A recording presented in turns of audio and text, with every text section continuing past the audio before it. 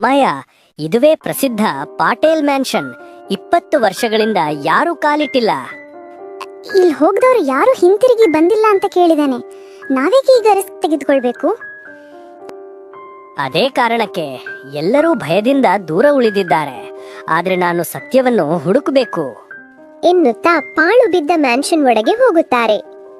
ಧೂಳು, ಜಾಲರು, ಒಡೆದ ಪೀಠೋಪಕರಣಗಳು, ಮನೆಯಲ್ಲಿ ಭಯಾನಕ ವಾತಾವರಣ.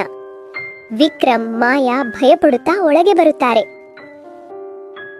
ಇಲ್ಲಿ ಕಾಲ ನಿಂತಂತಿದೆ. ಆದ್ರೆ ಆ ಶಬ್ದ ಏನು? ಪಿಯಾನೋ ಸ್ವತಃ ನಾದಿಸುತ್ತಿದೆ ಭಯಾನಕ ಸಂಗೀತ. ಇಲ್ಲೊಬ್ರು ಇದ್ದಾರಾ? ಹೋಗಿಬಿಡಿ, ತಡವಾಗುವ ಮೊದಲು. ವಿಕ್ರಮ್, ನಾವು ಹಿಂತಿರುಗೋಣ. ಇಲ್ಲ, ಇವತ್ತಿನ ರಹಸ್ಯ ಪತ್ತೆ ಹಚ್ಚಿದೆ ನಾನು ಹೋಗುದಿಲ್ಲ.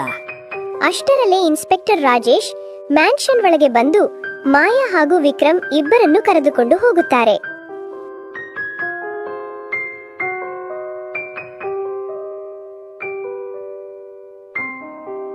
ವಿಕ್ರಮ್, ಮಾಯಾ, ಆ ಮನೆಯಲ್ಲಿ ಕಾಲಿಟ್ಟಿದ್ದೇಕೆ? ಅದು ಶಾಪಿತ ಮನೆ. ಇನ್ಸ್ಪೆಕ್ಟರ್, ಶಾಪ ಅಂದ್ರೆ ಜನರ ಭಯ. ನನಗೆ ಸುಳ್ಳೇ ಹೆಚ್ಚು ಭಯಾನಕ. ಅಲ್ಲಿ ಏನೋ ರಹಸ್ಯವಿದೆ.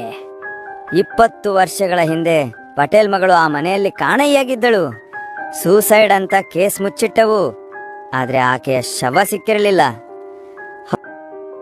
ಅಂದ್ರೆ ಅದು ಆತ್ಮಹತ್ಯೆ ಅಲ್ಲ, ಕೊಲೆ ಎಂದು ಯೋಚಿಸಿ ಅಲ್ಲಿಂದ ಹೊರಟು ಬರುತ್ತಾರೆ ಹಳೆ ಮನೆಯ ಕೆಲಸಗಾರ ಗೋವಿಂದನ ಬಳಿ ಕೇಳಿದಾಗ.